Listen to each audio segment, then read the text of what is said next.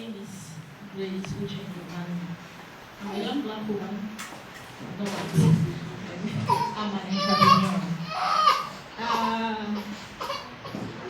I started my entrepreneurial journey at a very, very young age, as a teenager actually. I had parents who were into business, so I would say I grew up in the business environment. Why do we take these decisions when situations like this come up? How do we handle clients? How do we handle suppliers? How do we improve our value proposition? And how do we serve people better? As a teenager, these were the questions I asked. And it was amazing, when you have an inquisitive child, always asking. And you're like, what's your business? And then my dad was like, okay, you want to know? It's by experience. You have to, be in the field to know what's happening. So most of the times I went with him for negotiations. I went with him for deals. I went for meetings. And I'll just sit in one corner and I'm looking. Sometimes it feels like they're speaking Swahili, but I'm just there smiling. Hello, fine girl. I'm like, hey, well done. But the first department I worked in was sales. It was crazy. You know what it means for someone to walk into a store and then you see a very small child saying, hello, you're welcome, what can I offer you? What do you want to buy? How can I help you? And they were like, what are you doing here? And I'm like, yeah, I'm the sales rep. And they laugh like, okay, let's see what you got. And then it's amazing. I'm kind of very interactive. And then we talk. And in the end, I make sale. For me, that's most important. And then most of them buy, and then they're all happy. What will the child be doing here? And I'd say it was fun for me. I was learning in the process. Okay.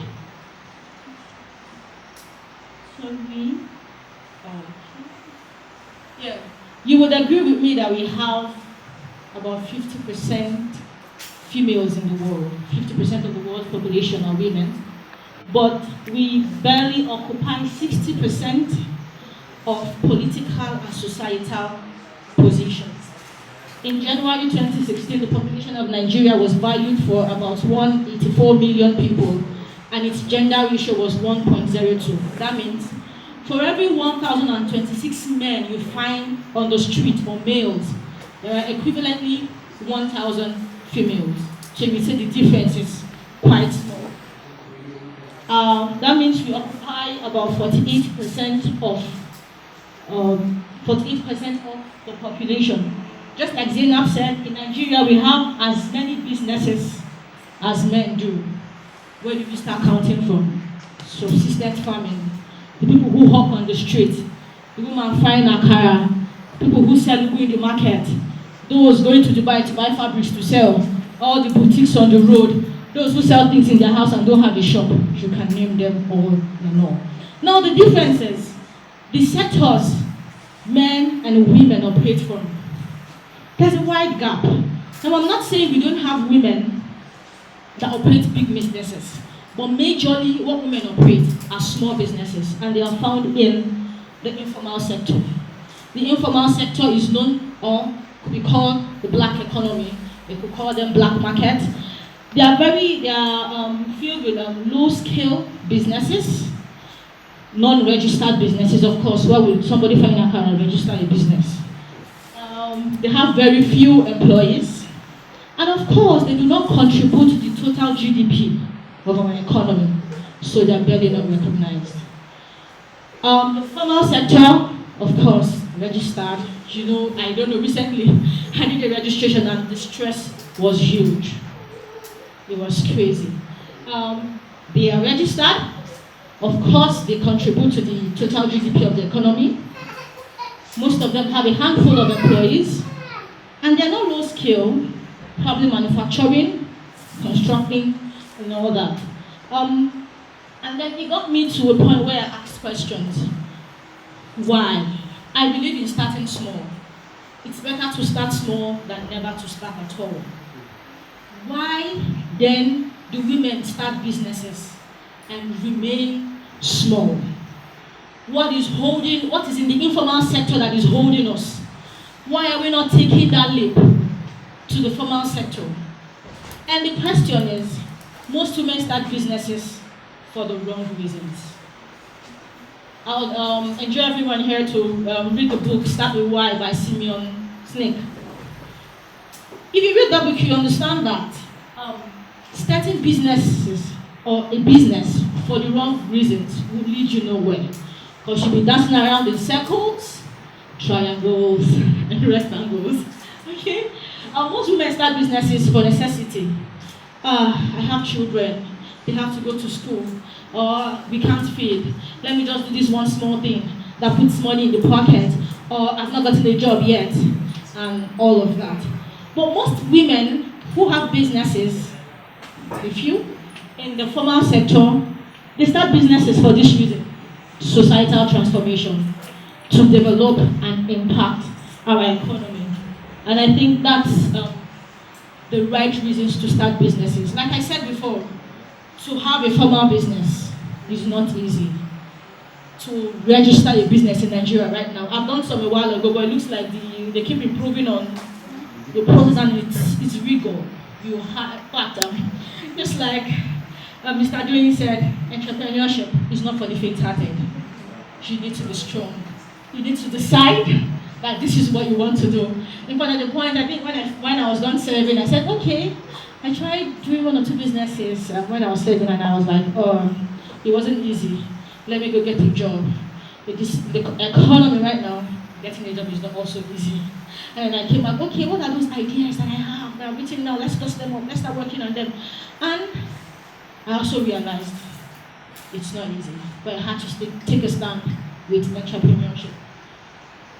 I discovered there are so many giants militating against entrepreneurs. And then females, we have so many of them. Now, I gave a little story previously that I worked in a family business for a while. And then I went to my dad for meetings, I was in sales, and the business was booming. We had a lot of people, in the board of trustees. And then my mom was like the admin person, so she's like the brain box. Yeah, we have to implement this. This is what we have to do. We coordinate that. But my dad was the face of the business. So you're a supplier, you know him. You're a client, you know him. There's a meeting, he's the one going, but there's a brain box behind. Fast forward a few years later, I lost my dad. And then my mom had to step into the shoes. It was crazy how things turned around. That was when I started understanding the rigors female entrepreneurs go through at that age. You have someone who's been doing business with you, and then suddenly they come in and then they want to see the manager and they see a woman. And it's like, where's the man? And they give them all story, oh, I'm so sorry. And then before you know, they are drawing back. This is what I want. Are you sure you can deliver? But like, seriously? She's been the one doing all of the work practically. So what makes you feel we won't deliver? It's not like our service has dropped. Of course, we keep improving policies. It's not like we've reduced any, our quality of service, organizational values, and all that. But the business environment per se has a whole lot of rigors that do not support female entrepreneurs. And practically, that's one of the reasons why most of them just want to stay in that informal sector. Let's just try to avoid. But really, how far would we go? Everyone here, of course, like Joy said, everyone here is super smart. And then we know we cannot underestimate the role of women to developing a nation. I just have a list of, giants that militate against black entrepreneurs, social cultural factors, because it's a woman, limited access to finances, the business environment, exclusion from business networks, regulatory constraints, and lack of entrepreneurial skill sets. Okay, I'll give a short story of a black female entrepreneur, a pretty one at that.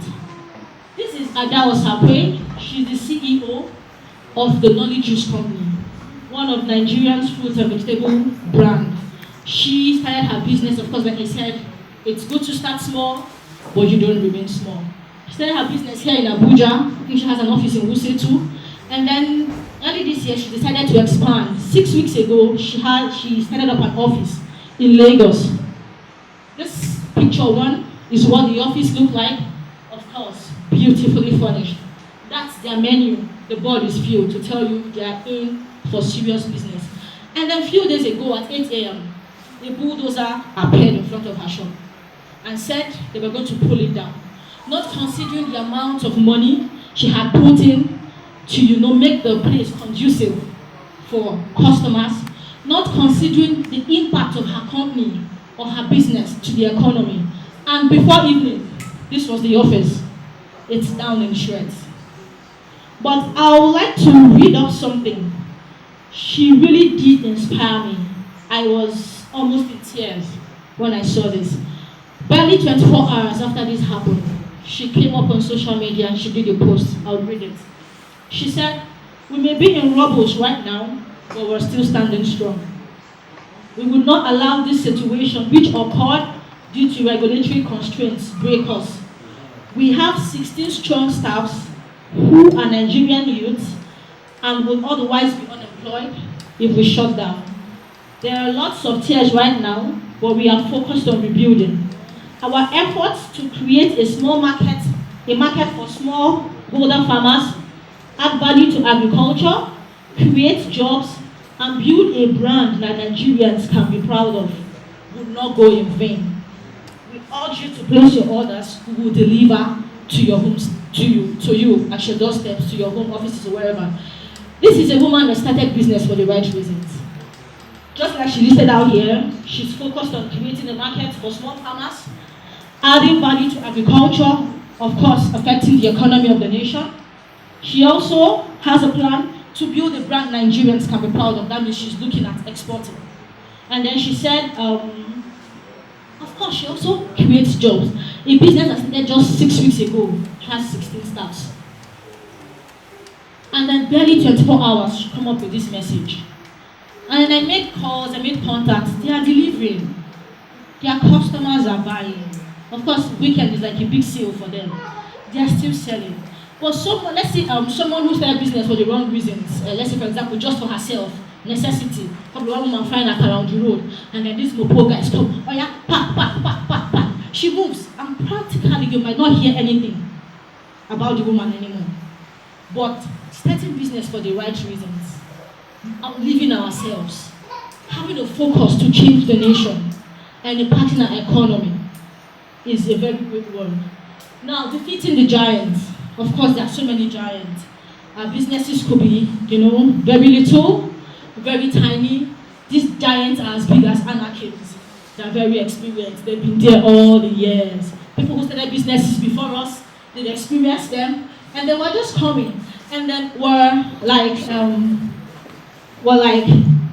a tiny David. Now, I'll just give a story. David was to fight a giant. First of all, apologies. First of all, he was working on a family business, taking care of the sheep, the whatever in the bush. And then a lion came to attack the family business. I was like, what? He tore them apart. He was showing his skills. And then when this giant appeared, trying to attack the economy of the nation, I would say.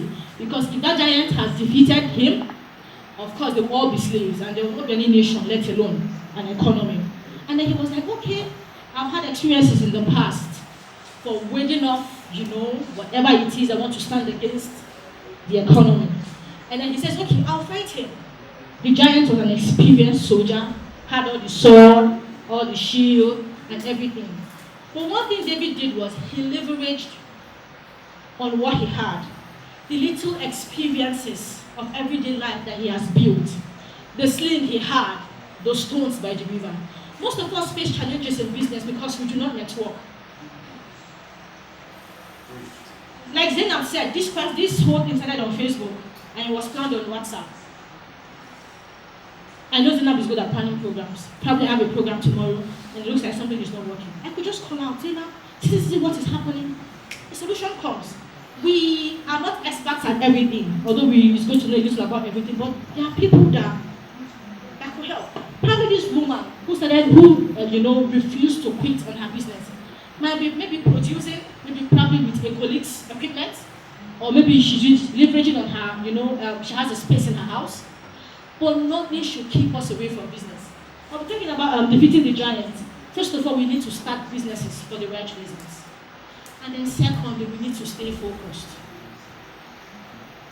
The giants are there. They won't disappear because of us. They've been there and they will continue to be there. In fact, they will keep improving their toughness and rigidity. But we need to be ready to fight them. We need to understudy the market. We need to know what to sell. For example, right now I'm thirsty and then you're giving me food. Seriously? Like, I've been thirsty since morning. I've been looking for water everywhere. And probably I'm in, let's say, one of the northeast. Like she said, I'm in Medjugorje and everywhere is, and then you're giving me food. For God's sake, I'm thirsty. I think I was walking on the road. It was about to rain, and I remember I didn't have my umbrella. And then one guy came, sister, you go buy glasses. And I'm like, what? It's about to rain. With the glasses, cover me. So we need to understand the market. We need to network. And we need to be resilient. We need to be bendable.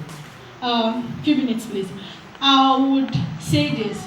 If we do not applaud the women who have fought, for women entrepreneurs and has championed the cause of women entrepreneurship, then we would deny ourselves the opportunities of getting better.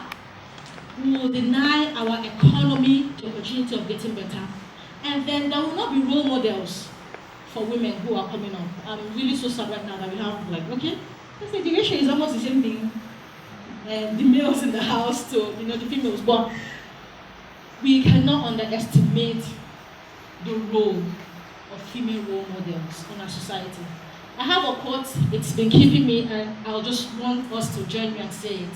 And I usually say, we will change the world one woman at a time. Who really believes that? Yes, I just want you to join me say it. We are changing the world. We are changing the world. One woman at a time. One woman at a time. Thank you so much.